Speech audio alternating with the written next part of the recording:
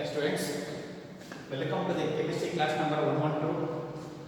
Electrochemical cells. You see, the electrochemistry we are discussing with the electrochemical cells. Generally, these electrochemical cells are nothing but the cells which are used to convert electrical energy into chemical energy and chemical energy into electrical energy.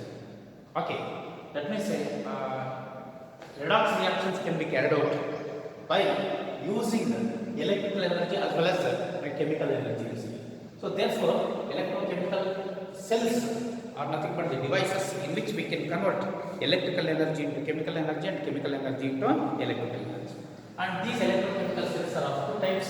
One is electrolytic cells and galvanic cells.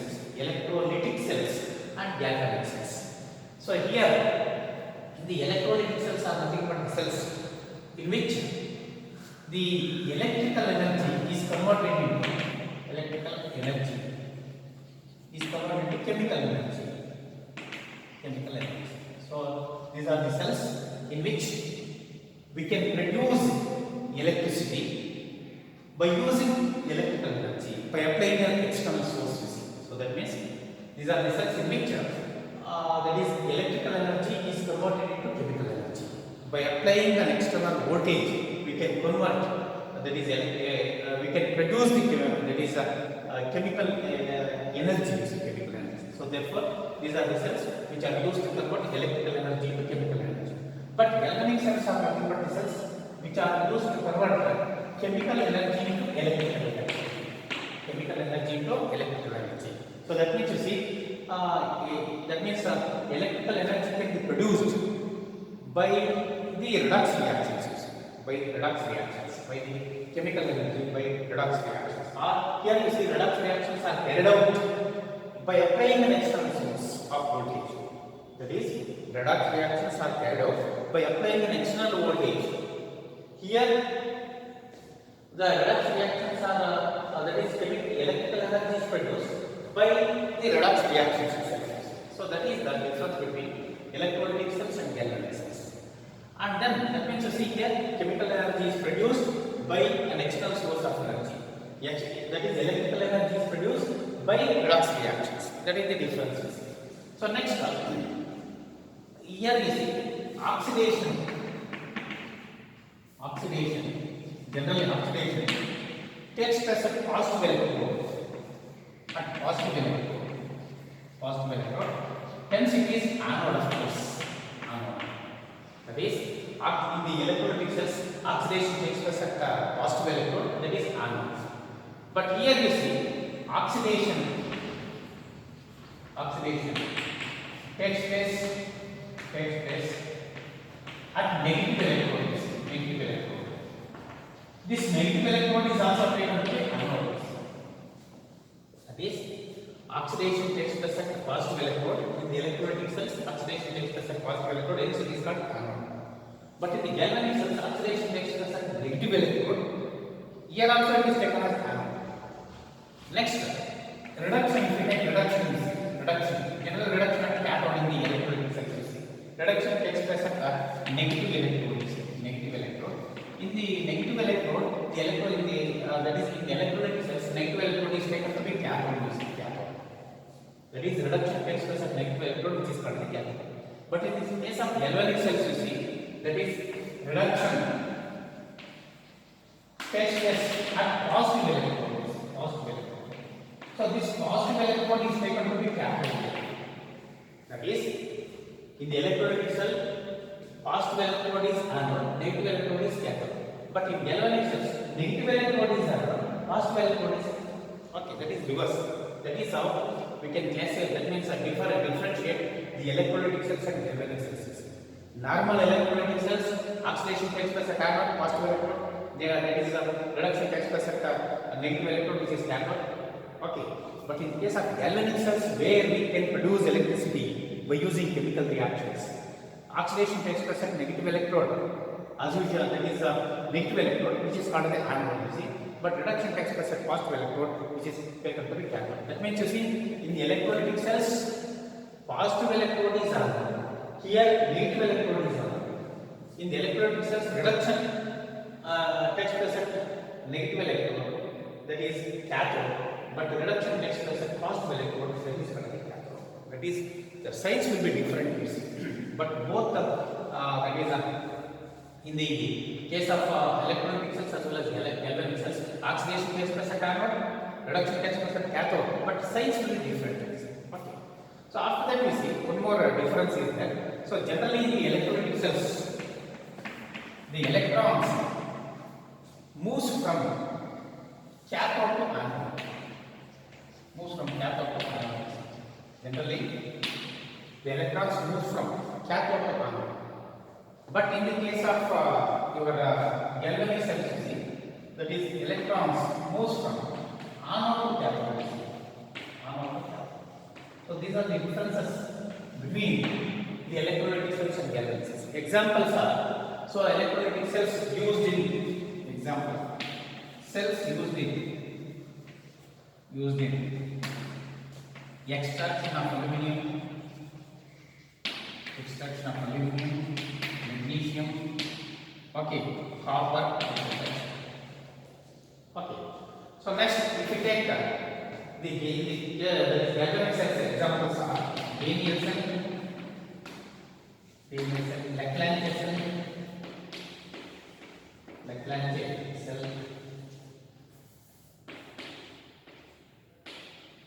Daniel cell, Leclanche cell, etc. So these are the difference between electrolytic cells and galvanic cells. And after that we see, we have one construction of galvanic cells. Galvanic cell. How this galvanic cell is constructed and what is how the galvanic cell works structurally. So generally we know that these galvanic cells are nothing but processes in which that is electricity can be produced by using chemical energy. So therefore, that is a typical galvanic cell consists of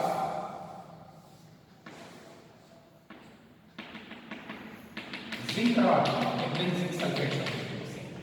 If I take this is zinc rod,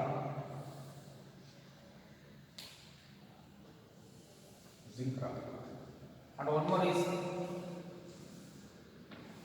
copper rod. That is copper rod with copper sulfate solution.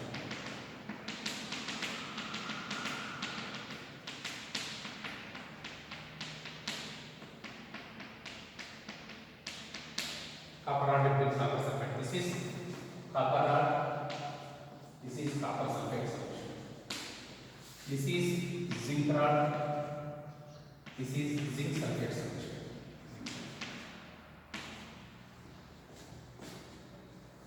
Zinc sulfate, zinc rod.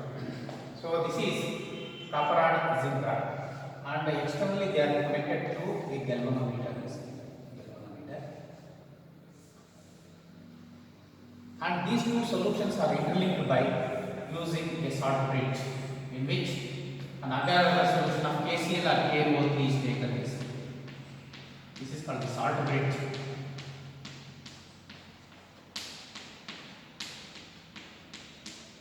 Salt bridge. Okay. And this galvanometer, this is copper rod, this is zinc rod, zinc sulfate, copper rod, copper sulfate. This is a U-shaped reverse circuit which is called the salt bridge, in which there is KCl or KNO3 in agar medium, jelly medium, let us say. Jelly medium is taken this. Jelly medium. Okay.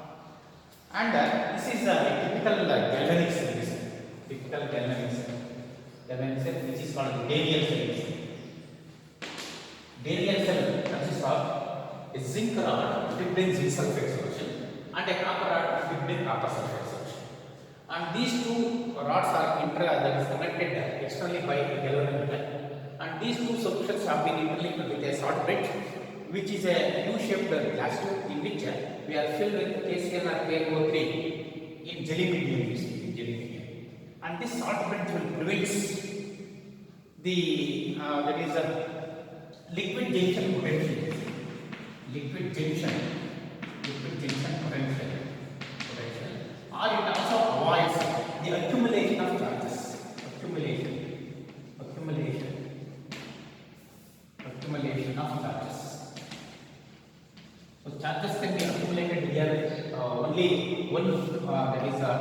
is contained in this. So therefore, accumulation of charges can be avoided, prevented by this salt beds, of course. So how actually you see now, how actually the working, this is a construction. Working is, working. So that means when a zinc rod dipped in the zinc sulfate solution, zinc has a greater tendency to lose electrons, you see. It is more electronegative actually.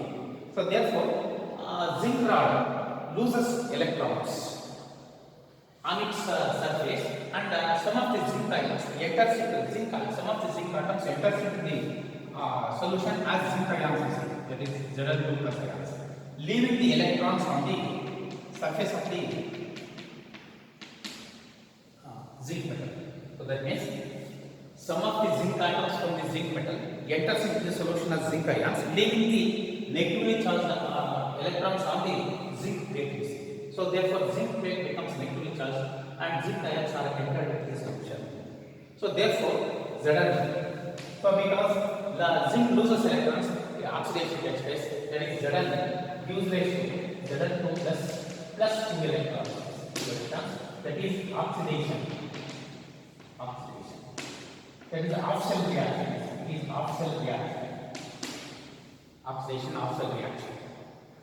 And then you see, so these electrons passes through the and moves through the electrons moves through this side, that is 11 meter, and it is taken by the copper atoms.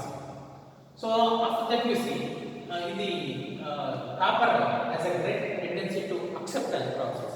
Copper has a great tendency to accept the electrons. So therefore, some of the copper ions from the copper sulfate solution, that is takes electrons and it gets converted to copper metal, that is Cu2 plus ions takes 2 electrons and becomes Cu. So this is reduction of cell reaction, reduction of cell reaction. So therefore you see, since that is this copper ions are converted to copper, it will deposit on the copper metal, that is copper rod. So that means here in the first case the zinc rod is between the zinc sulfate solution, zinc being more electronegative than copper, you see some of the copper atoms from the copper rod enters into the solution as copper, some of the zinc atoms from the zinc rod enters into the solution as zinc ions, leaving the electrons on the surface, you see, on the surface of this zinc metal. Therefore, zinc metal gets a negatively charged, and at the same time you see the negatively charged electrons will move through the circuit and reaches the that is copper rod, you see. So then some of the copper ions from the copper has a tendency to accept electrons, you see. Therefore, some of the copper ions from the copper sulfate solution accept the electrons and reduce the copper metal, and this copper metal will that is deposits on the copper metal deposits on the copper rod. So thus reduction takes place at this copper. That is this. Therefore, you see this is cathode. This is cathode. Copper rod is cathode. This is anode. This is oxidation takes place anode, but it is negative electron. You see, it is positive electron. It is positive. Okay. And net reaction is radial shell. You see. Therefore, Zn plus Cu2 plus, so gives rise to Zn2 plus Cu. That means you see, zinc is oxidized to zinc ions, copper ions are reduced to copper.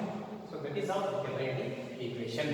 And the potential developed in the radial shell is seems to be 1.12. What is the potential developed in the radial shell? 1.12. What is the application of salt bed? Salt bed is used to prevent the liquid junction potential, and it is a U-shaped glass tube in which we are going to fill KCl, KCl and KNO3 solution in jelly medium, you see, and only KNO3 that is NH4NO3 like this salts are used because you see mobilities are same, you see. The mobilities of cations and ions will be same. So therefore you see you have to fill with that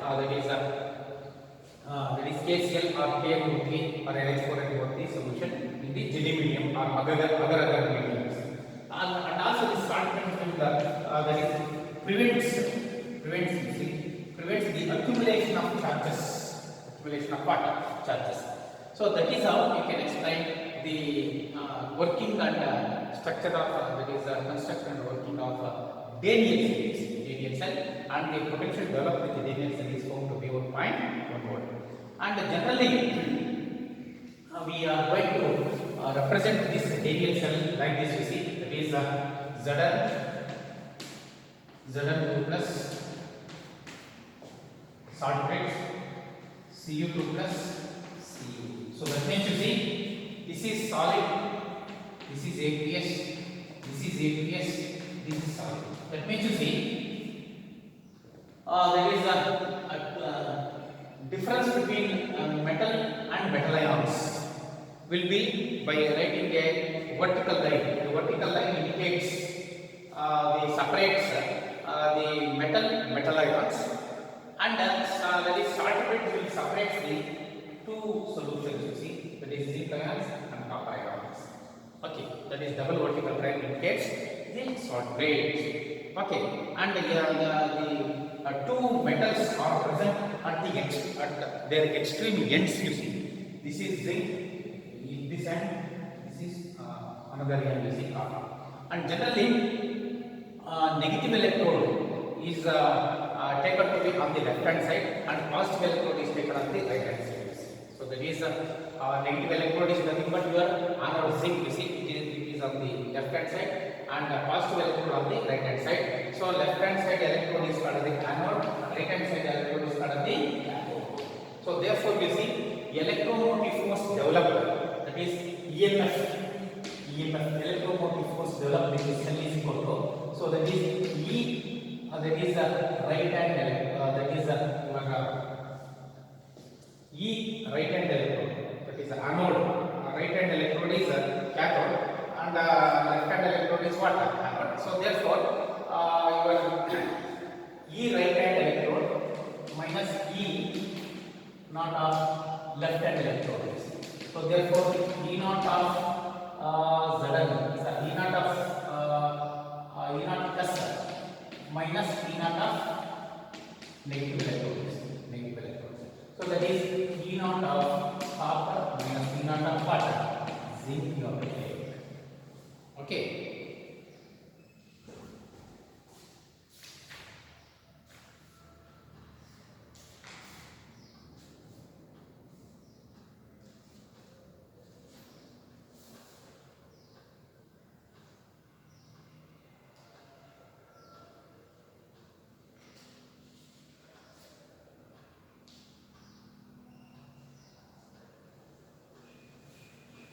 So that means positive is cathode, you see, E naught of cathode. So like this, or we can write E naught of cathode minus E naught of anode. So both are these terms.